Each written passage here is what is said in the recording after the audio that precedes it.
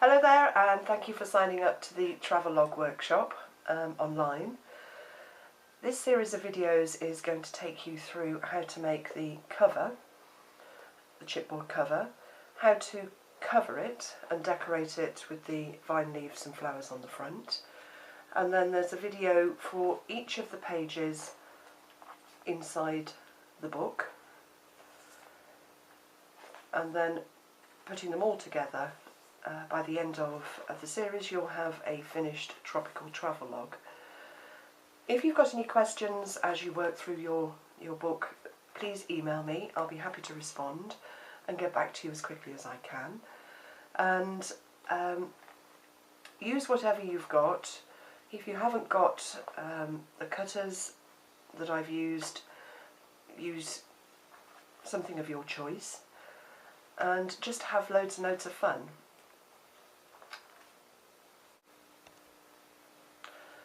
It took me quite a long time to make this book. There was a lot of thought went into it, and I was really working out of my comfort zone because bright colours are not necessarily my first choice, but I did love the papers and wanted to work with them. So this is what I came up with. I've used a combination, as you know, of 12 by 12 and 8 by 8 papers. For no particular reason other than I like some of the smaller designs on the 8 by 8 papers, but you can get the same effect from using 12 by 12 size throughout the book.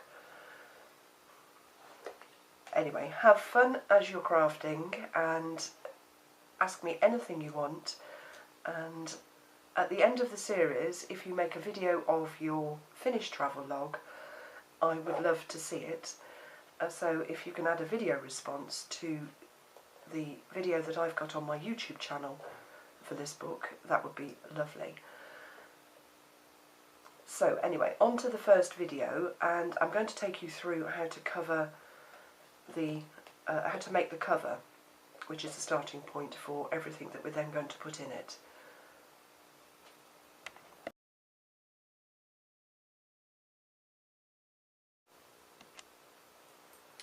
So to make our cover, we need 2 pieces of chipboard, and I've cut those at 10 1/4 by 7 1/4, and I've put some double-sided tape, red line tape, score tape, around all of the edges on those 2 pieces. And then, let's just put those over there, I've got one piece of card.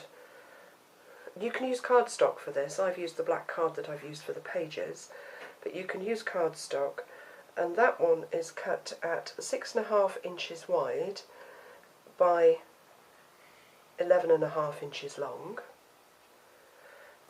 And then I've got 2 of my pieces of card that are 8.5 wide by 11.5 inches long.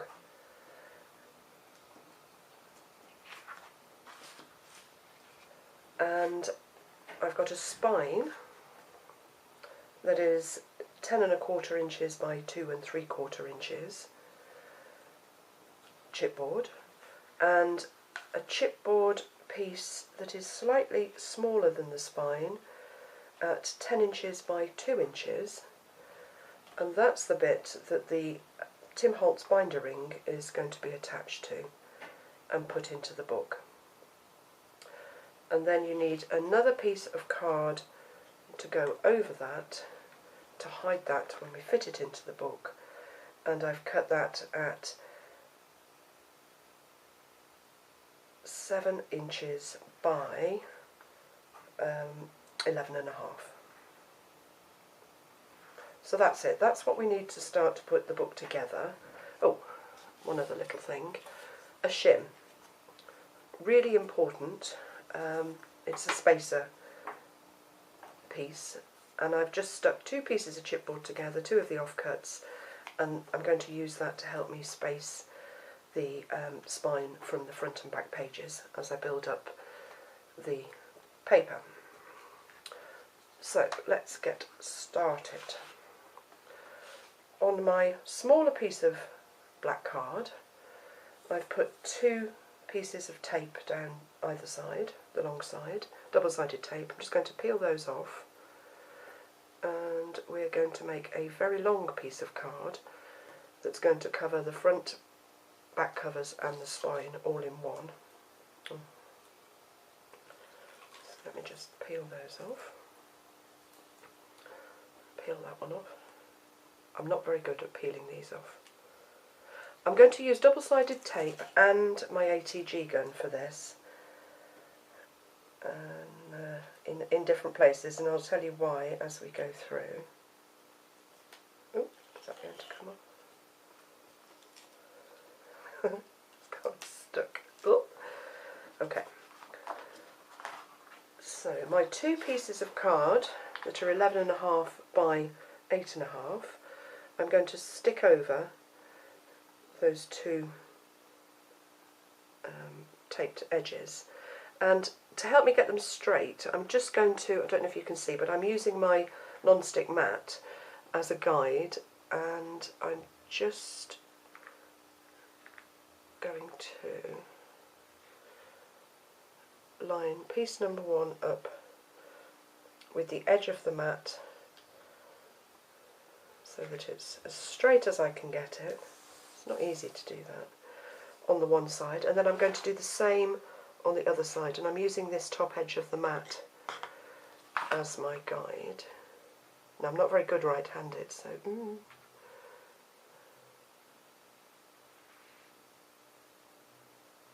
okay, I think that's it.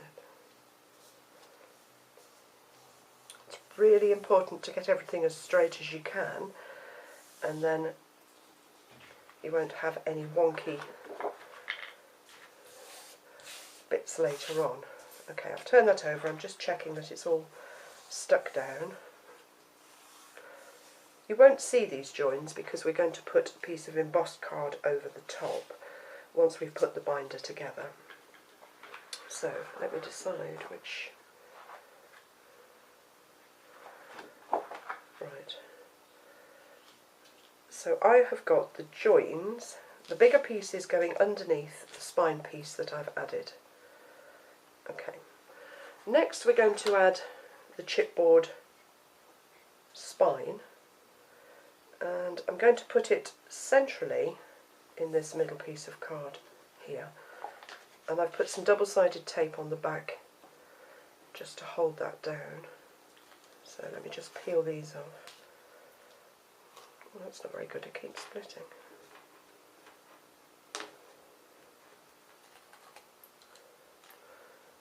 I'm certainly not the best at pulling backing tapes off. And you'll see that as you go through all the each of the videos. I do have a bit of a trauma with it. Oop.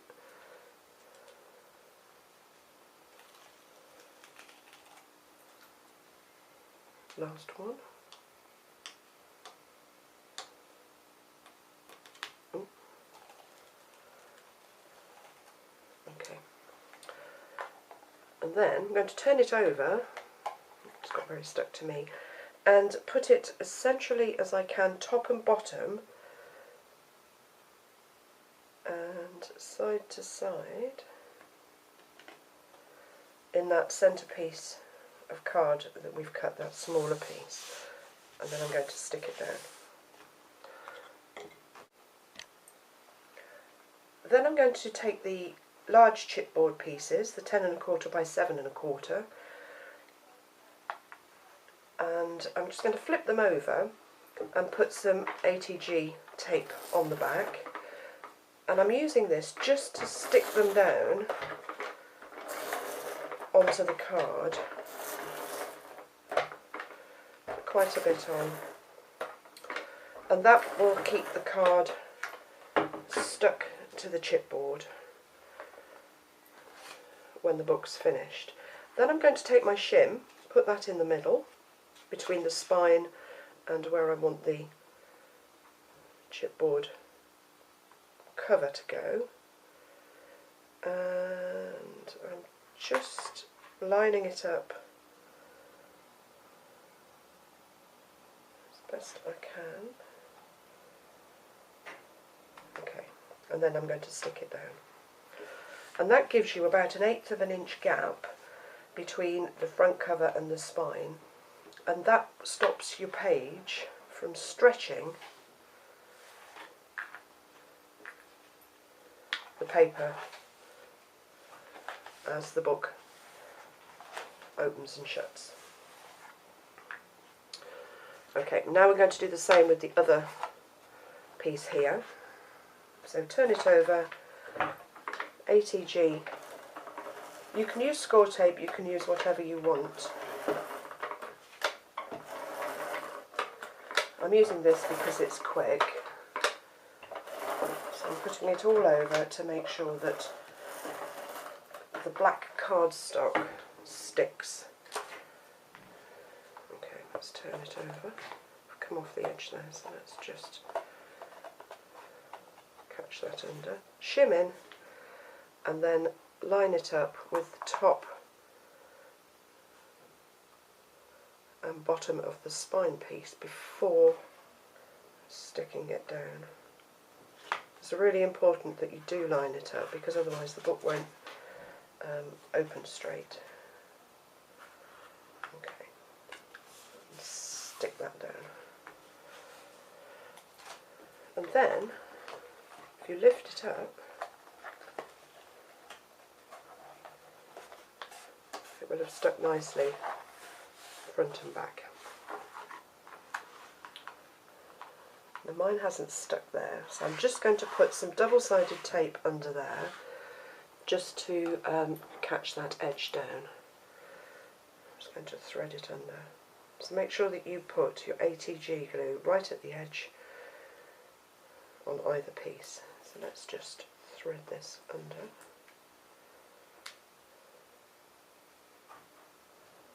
Like that. Press it down. Cut those end bits off. And then let me try and peel it off.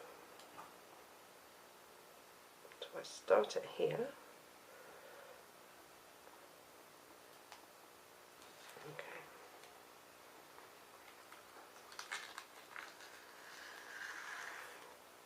I knew it would do that. Just lift that up.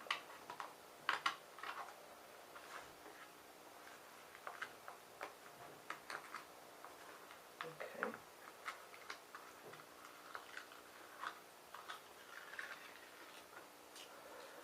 And then press it down. And that's the cover made.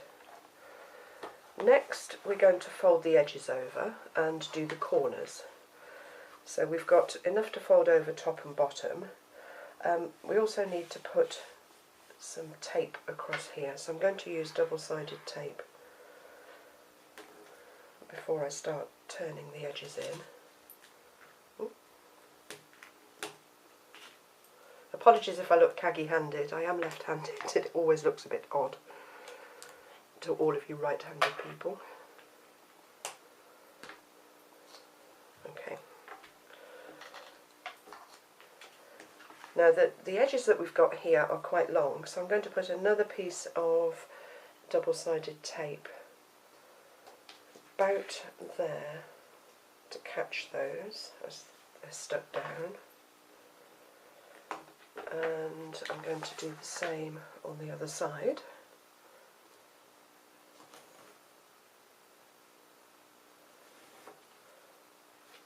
All of this will be hidden, but if it's stuck tight, it's not going to lift up. Okay.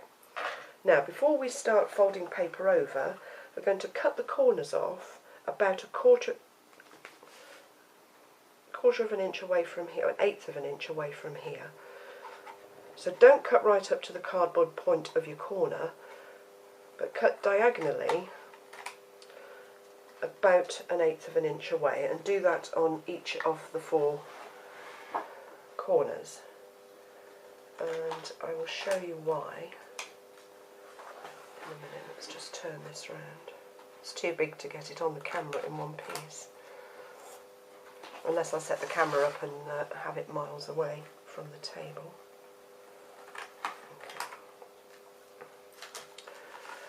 And then we're going to fold the sides up first, and to do that, take your backing papers off your tape first. Let's see if they come off in one go.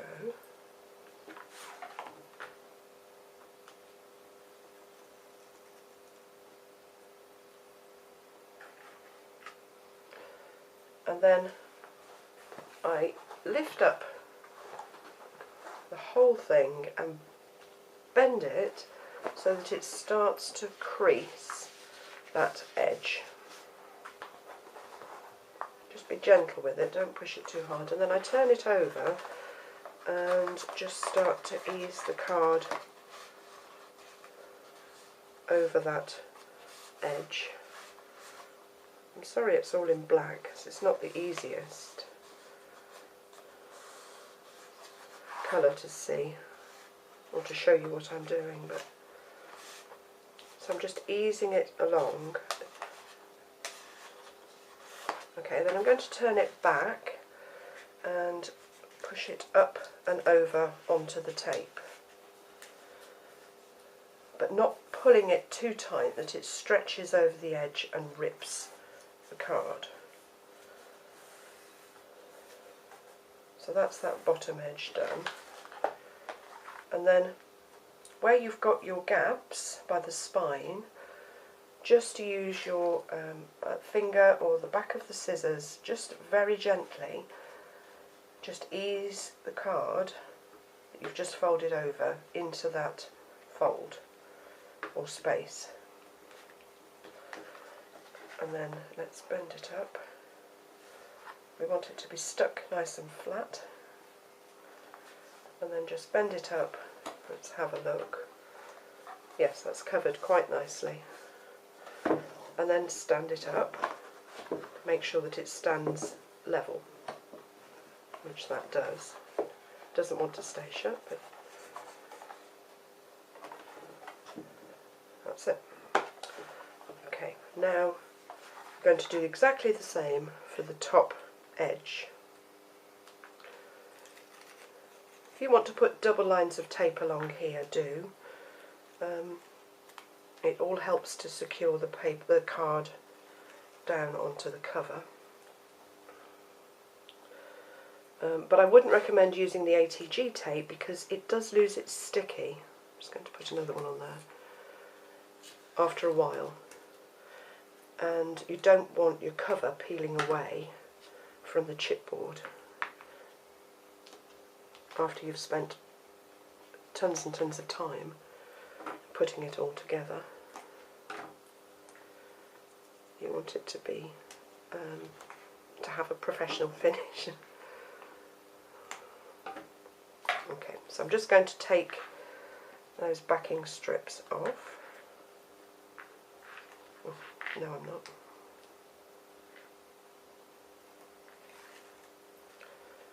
One. See if I can do it from that side. No, it's not having it. And that one. You do have to press it down really hard, and then it's easy to get the backing tape off. Okay, so let's do the same with that side now. Lift your cover up, bend it back on itself, just lightly, just to start that fold, and then ease it up very gently, up and around, and then over onto your tape.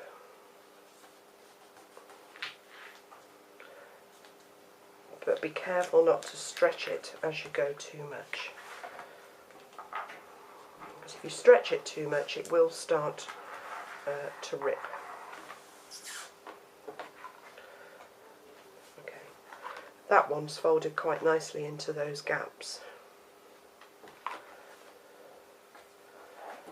And then just check to make sure you're happy with how it's looking. Okay, so that looks okay. Now, let me turn it round and let's do it this way. before we turn this long edge over, I'm just going to put, let me just see if I can whiz in a little bit and you can see this. I'm going to push that corner in on itself, flatten it around the chipboard corner, and then that hides the chipboard and you're folding over card on card, and it gives it quite a nice professional finish. So just flatten it down and push it in along that chipboard piece. Okay, then we need to take our tape off. I've taped too far into the corners, but that doesn't matter.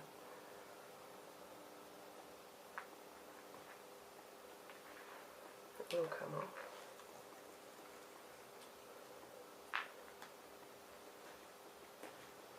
Let's just get this one.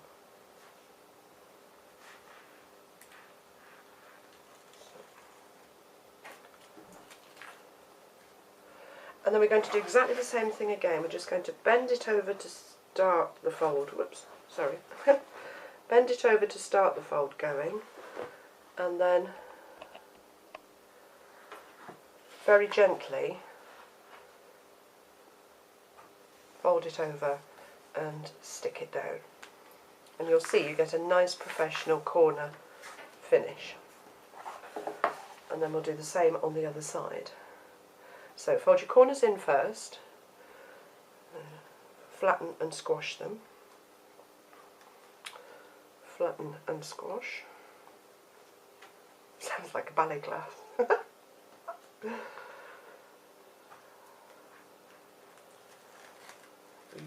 Take your tape backing off.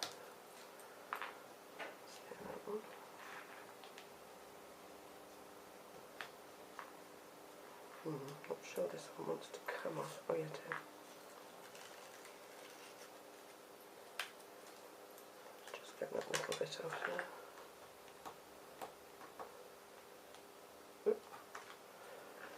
Okay. Start your fold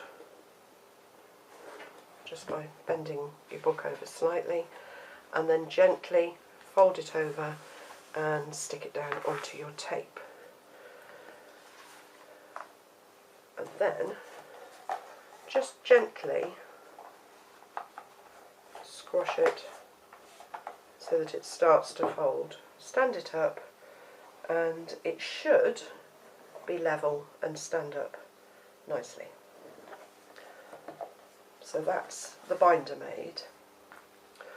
Next we're going to add the binder ring, and then we're going to cover these pages up with paper, so don't worry that they're all white at the moment or brown.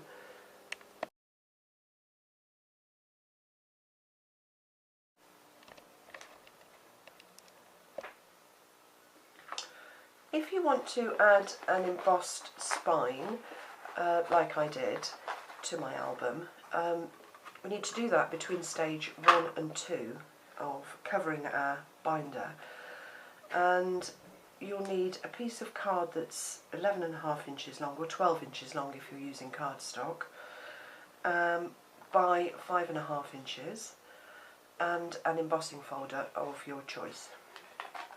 This one's a Sizzix. I'm not sure if it's a Baroque die. They never put the names of the plates on them and I can't remember. But I fed it through my Cuttlebug in 3 stages by sandwiching it over the paper and running it through, and then moving it down and doing the same thing again, but just making sure that I'd overlapped the first embossed section with the second, so that the joins were minimal. And then I did it a 3rd time and ran it through, and that embossed the whole strip, and then I stuck that around the cover, folding the 2 ends over and sticking them down before putting the binder ring section on. You can sort of see the joins, but when it's folded and it's around the book you really can't. And here's my finished one. I don't know if you can see that very well on the black. And then if you want to emboss it with some rub and buff or some embossing powder, and just rub that on.